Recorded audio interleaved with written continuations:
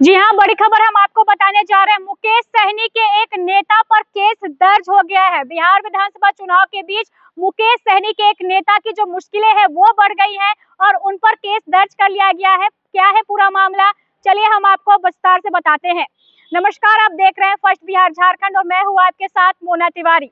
बिहार में विधानसभा के चुनाव है, ऐसे में मुकेश सहनी यानी वीआईपी पार्टी लगातार चुनाव प्रचार में जुटी हुई है और मुकेश सहनी को बिहार के डिप्टी सीएम के चेहरे के तौर पर महागठबंधन ने बता दिया है। लेकिन अब इसी बीच मुकेश सहनी के एक नेता की मुश्किलें बढ़ गई हैं, उन पर एफआईआर दर्ज हो गया है। बिहार विधानसभा चुनाव 2025 के पहले चरण के नामांकन और प्रचार के बीच औराई विधानसभा क्षेत्र से वीआईपी के प्रत्याशी भोगेंद्र सहनी के खिलाफ आचार संहिता उल्लंघन का मामला सामने आया है।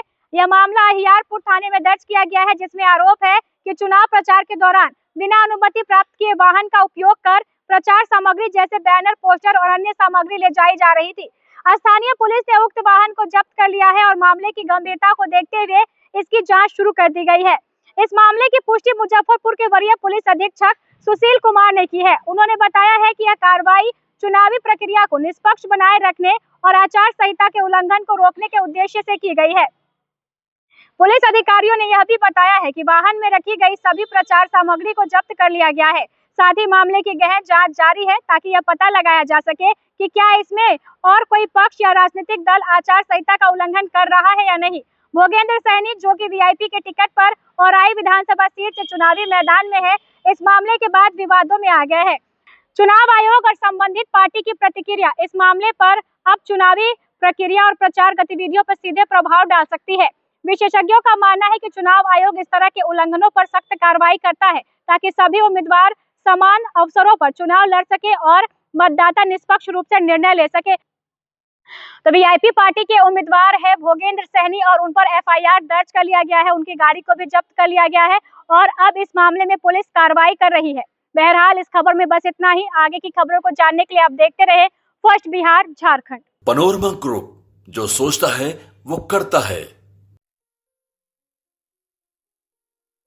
ये लो, मुंह मीठा करो। आज मैंने अपना जॉब छोड़ दिया, अब हम पूर्णिया वापस जाएंगे। जॉब छोड़ दिया है? मतलब ये घर कैसे चलेगा? हम करेंगे क्या और माँ बाबूजी क्या बोलेंगे? इसलिए मैं एक और मिठाई का डब्बा लाया। अपने बिजनेस के लिए लोन अप्रूव हो गया। अरे लोन अप्रूव हो गया वो तो ठीक है, लेकिन पूर्णिया में हम रहेंगे कहाँ? अपना घर भी तो नहीं है वहाँ। इसलिए तो एक और मिठाई का डब्बा अलग से लाया हूँ। हमने पूर्णिया में घर ले लिया है, पूर्णिया के ई होम्स पैनोरमा में।